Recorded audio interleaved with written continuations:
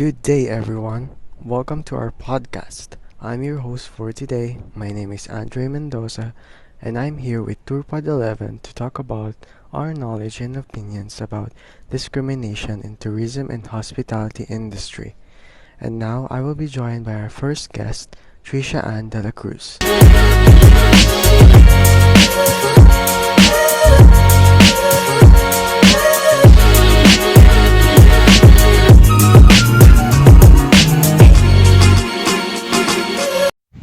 Hi, I am Trisha Ann B. de la Cruz from the STM1B, and our chosen topic is about discrimination at work. Discrimination in the workplace is based on certain prejudices and occurs when an employee is treated unfavorably because of gender, sexuality, race, religion, pregnancy and maternity, or disability. Disability discrimination involves treating a qualified individual with a disability who is an applicant or employee unfavorably because of his or her disability. Further, disability discrimination exists if an agency fails to provide a reasonable accommodation for the known physical or mental limitations of a qualified individual with a disability absent undue hardship. Disability discrimination means treating individuals differently in employment because of their disability, perceived disability, or association with a disabled person. Whether a person's disability is visible or not, treating that person differently or denying certain accommodation can be against the law. Starting a job is one of the best experiences of your life. It means you get to earn money and become independent. But some people who work do so part-time due to restrictions caused by impairments. A disabled person should be able to gain employment if he or she can perform the job task. But many times, disability discrimination plays a role before the job begins. Workplace disability discrimination takes on different appearances. It could happen during hiring, termination, wages, assignments, training, and promotions. There are different types of disability discrimination. Number one is direct discrimination. This happens when someone treats you worse than another person in a similar situation because of disability.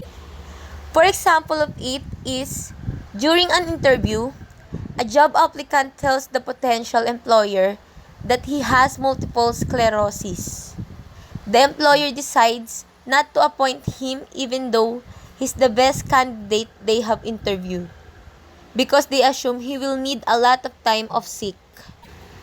Number two is indirect discrimination. Indirect discrimination happens when an organization has a particular policy or way of working that has a work impact on disabled people compared to people who are not disabled. It is also unlawful unless the organization or employer is able to show that there is a good reason for the policy and it is proportionate. This is known as objective justification. For example, a job advert states that all applicants must have driving license. This puts some disabled people at a disadvantage because they may not have a license. Number three is harassments. Harassment occurs when someone treats you in a way that makes you feel humiliated, offended, or degraded. For example, a disabled woman is regularly sworn at and called names by colleagues at work because of her disability. Harassment can never be justified. However, if an organization or employer can show it did everything it could to prevent people who work for it from behaving like that, you will not be able to make a claim for harassment against it. Number four is victimization. This is when you are treated badly because you have made a complaint or of discrimination under the Equality Act. It can also occur if you are supporting someone who has made a complaint of discrimination. For example, an employee has made a complaint of disability discrimination. The employer threatens to sack them unless they withdraw the complaint. Another example is an employer threatens to sack a member of staff because he thinks she intends to support a colleague disability discrimination claim. To ensure any person with a disability is not treated unfavorably, employers need to ensure they're creating a culture where the employee feels they can disclose their disability, showing that disabilities aren't a taboo topic. This can be through simple things such as actively demonstrating discrimination is not tolerated, having an equal opportunities policy which encourages employees to come forward with any information regarding protected characteristics and proactively managing information received from return to work interviews, fit notes, or patterns of absences. Once We an are going to employer move is on and aware of talk the about employee's sexual disability, harassment in they are tourism and under a legal hospitality duty to make a industries reasonable with our next guest, adjustments to adjust Hilary a Catubiran. provision, criterion, practice, or physical features which puts the worker at a disadvantage. This duty only relates to reasonable adjustments, meaning it doesn't cover adjustments which have a significant financial or burdensome effect on the business.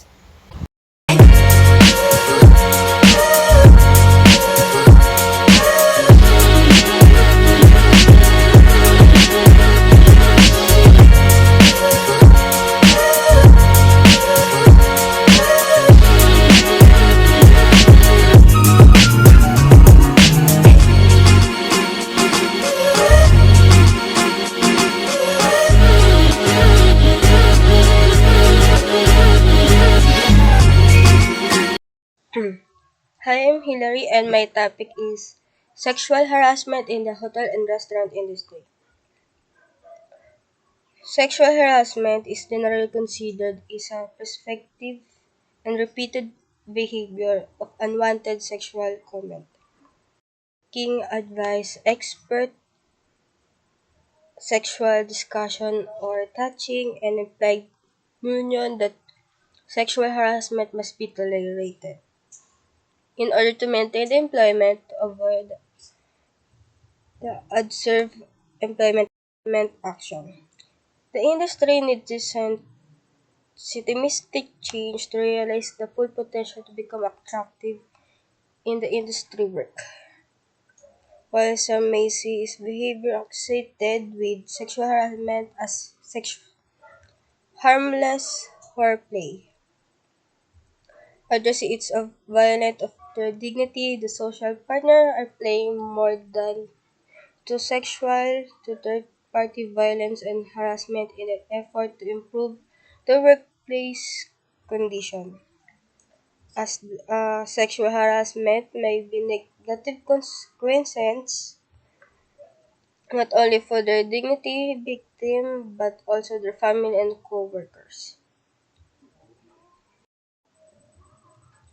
Mostly got victim is waiters and other frontline system to be occupational group mostly prone to the sexual harassment, with almost half the responded in the category reporting such an experience.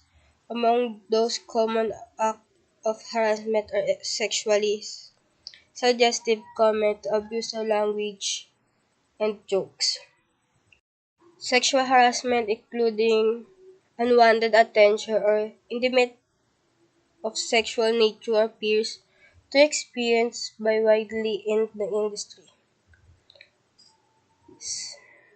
Some members of a union survey and illustrate that around between 35% of the workers in the hotel and restaurant sector have been experienced sexual harassment, and the number is closer to 60% for women working in the frontline service such as a waiter, baristas, and bartender.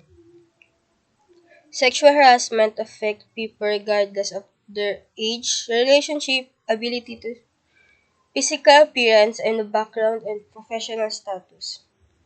Sexual harassment does not affect the woman alone, but men too could also be a victim. Otherwise, more women is vulnerable due to the position to the labor market and see harmless to greater threaten them. The victim mostly often characteristics that make them vulnerable to labor, therefore unlikely to report sexual harassment is to lose their job. Through the context of sexual harassment in the hospital industry is not fully known resident search that hotel employees experience more sexual harassment than to the worker in the society at large. At the most of the harassment is perpetrated by the co-workers. Workplace prevention is a crucial factor in the trade union.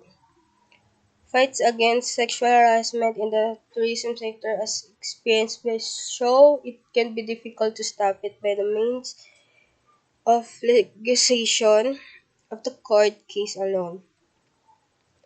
The advantage of workplace is over legislation is that to be primarily preventive rather than being confident. Responding to sexual harassment. They are intended to ensure that it does not happen again. Effective workplace policies the employee to discourage politest harassment as identified to reduce mobbing and digital sexual harassment. This episode is brought to you by Yogurtland, with hundreds of flavors and toppings to choose from, and desserts that will keep you happy all day. Yogurtland, The your concept of sweet gender place. discrimination and how it Thank you affects very women has much, now been Hillary, for that recognized and very wonderful incorporated and in informative much discussion of development yours. work, but it has Now, been we're going to largely move on omitted with in our the next theory topic, and the practice topic of of tourism. gender This is what discrimination in equality in tourism and tourism seeks to hospitality redress, industries. promoting I would and like to enabling call gender on equality Miss and women's Almazan. empowerment in tourism matters. Whether it is among hotel cleaners in London on the minimum wage, women in rural Africa trying to sell handicrafts to all inclusives, or project managers at the heart of planning policies. All women deserve a fair future, but they are denied this because men control most resources and decision-making process in tourism. Greater equality according to the UN World Tourism Organization. It is an essential component of a sustainable tourism industry, yet progress is too slow. As a whole, the sector has paid scant attention to the rights and the status of women, especially to those in poorer countries, and to the impact that tourism has on their lives and livelihoods. Why is a gender perspective important in the theory, development, and practice of tourism? Without women's economic contribution, the tourism and hospitality industry would collapse. They make up over half of the formal sector and the majority of the informal sector, and they are far more likely than men to be found in lower paid, unskilled, often breaking jobs. They also tend to work exclusively with women. Stereotypical expectations of women's role in society and gender segregation affects pay, access to the training, and hence to career progression and decision-making positions. Few women are in management jobs, either in the public or private sector. Finally, much of women's work is unpaid, with women contributing to family business and bearing the main brunt of domestic and care responsibilities. Where women suffer from poor working conditions and are excluded from fair inclusions in both the formal and informal sectors, they and their societies suffer. Thank you so much, Miss Almazan, for your chosen topic, which is gender discrimination. This topic is very important actually because it is still happening up to this date, and many people should be aware of it.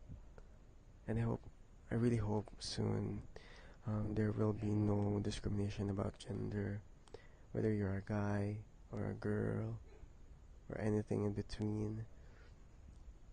And yeah, now we're going to move on with the next guest, which is Miss Abbott.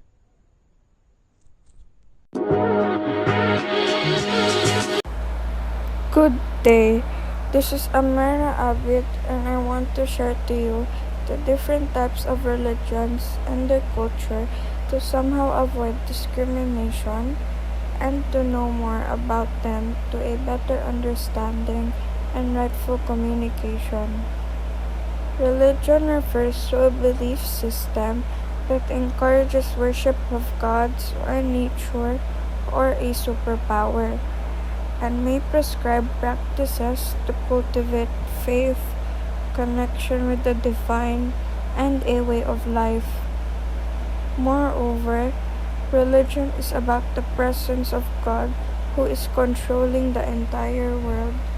Different people have different beliefs, and due to this belief, many different cultures exist. There are various types of religion, and each has its own set of rituals, observances, and codes. Major world religions include Christianity, Buddhism, Judaism, Islam, paganism, and Hinduism. While religion may offer order, its views and influences don't always have a positive impact on society. In an ideal world, the people of the world would live in harmony despite the religious differences among them. But in the real world, considering one's religion as superior than others has led to many different wars, violent riots, and discrimination. In order to avoid these circumstances, we can empower each religion's voices to help them dispel rumors about their faith and provide factual information about their religion. We can also stop labeling only Muslims as terrorists. We may not think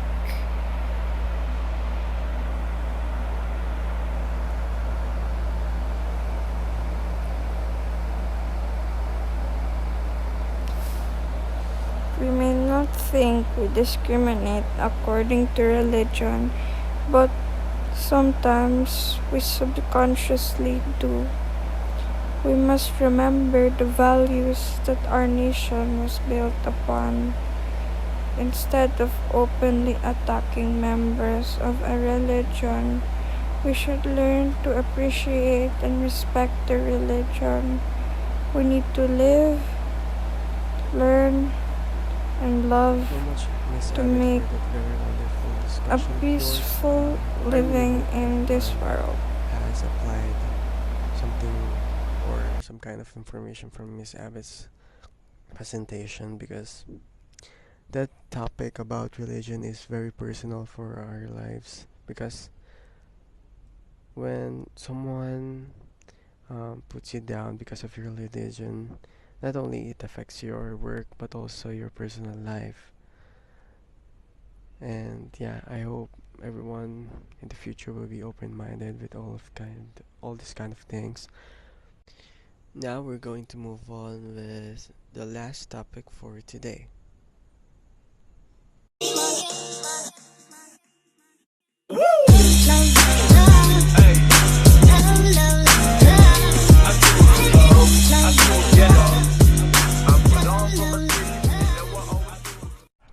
Good day, everyone. My name is Andre Nicola Mendoza, your host, and I will be the last one to be discussing for today's episode.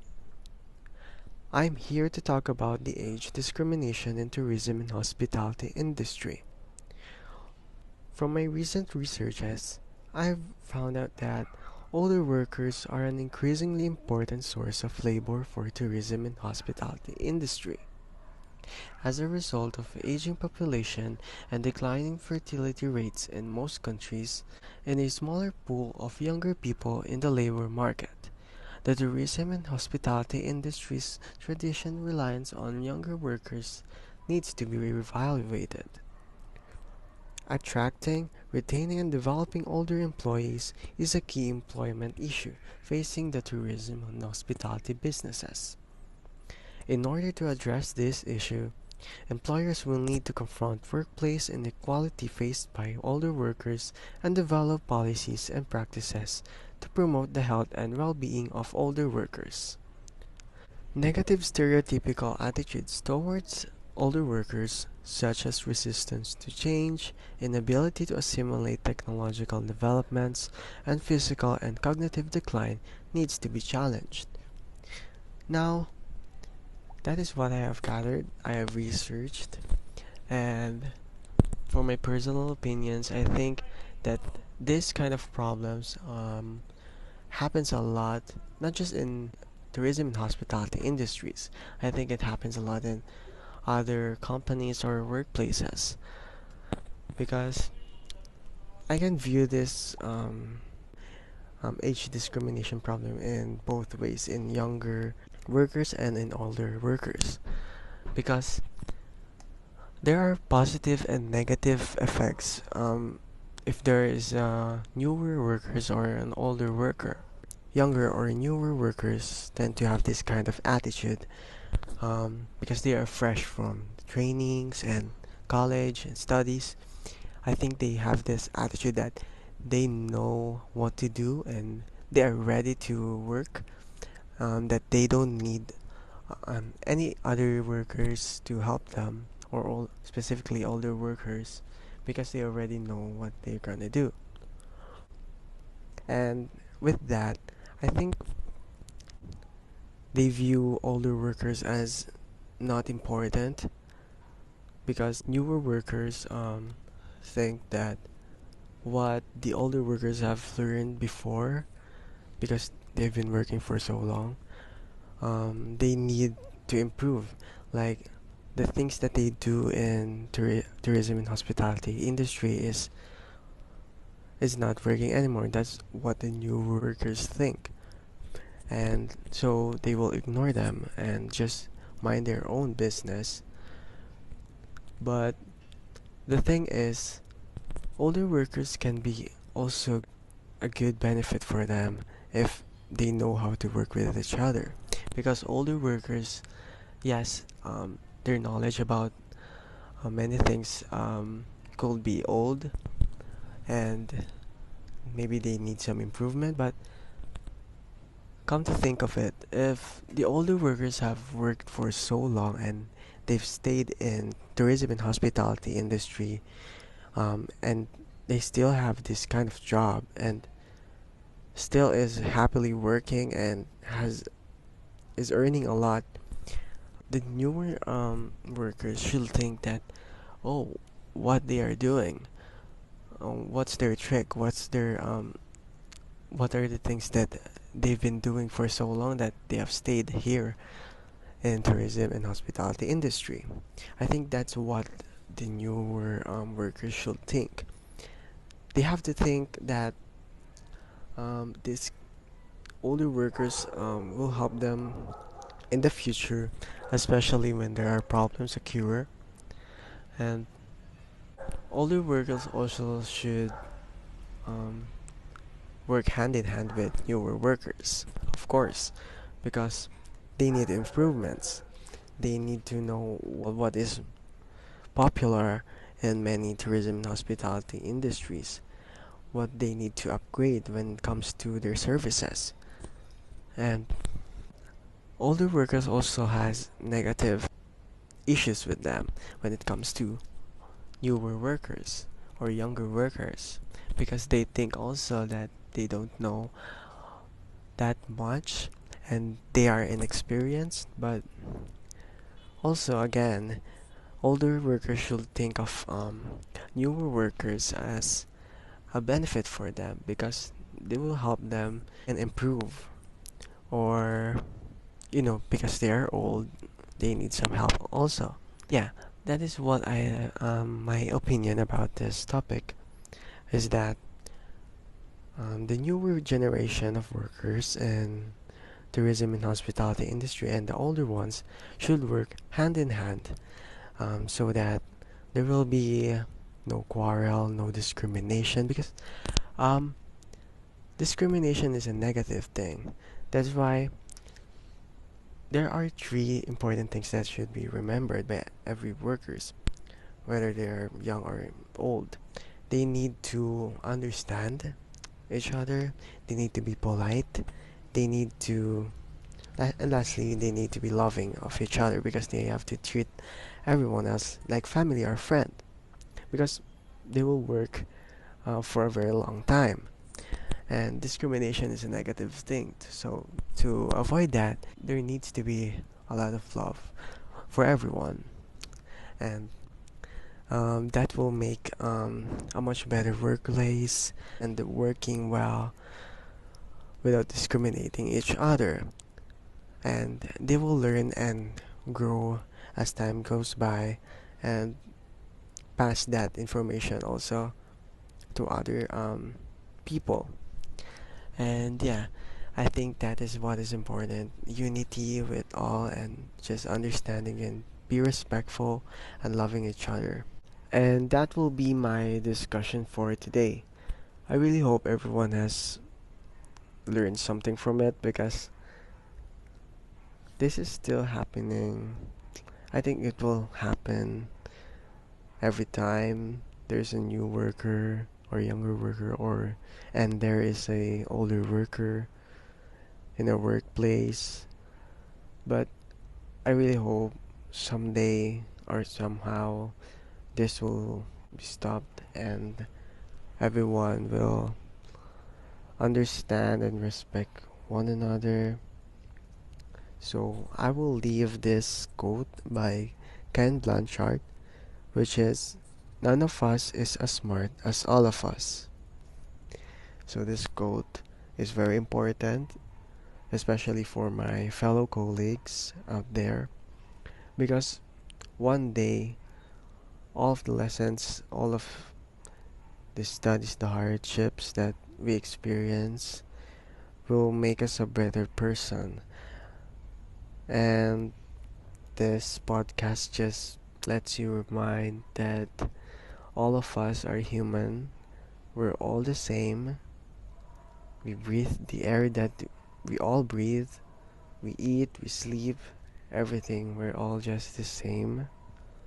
So there's no reason for us to discriminate each other, because yes, there are beliefs and other culture that is different for us, but what do we do there? What do we do to those person? We have to respect them, and if there are problems, we just understand that, and do not make a huge problem just because of that single problem of yours, that your colleague is old, your colleague's gender, your colleague's disability. Everything that have been discussed today is really important for us, to shape us, to build us, and get us ready out there, get us ready for our future jobs, so that we will be much more of a better person. Tourism and hospitality industries, but also with our personal lives, with the people that we interact with, our family, our friends, our colleagues. It just makes us a better person to know all these kind of things are just normal. These things should be accepted, whether you're a girl, you're a boy, or anything in between. You have a disability, you have a different religion, culture, and or age, and many more. Because yes, we're all humans, but there's something that is unique to us. And that is all of us for today. I really hope everyone has learned something, especially for our fellow colleagues I would like to thank my fellow groupmates on joining me for today's podcast, for sharing their thoughts and opinions. And I would like to thank you again for everyone for listening, for Sir Sandy listening. Um, and I just hope everyone have a great day and God bless us all.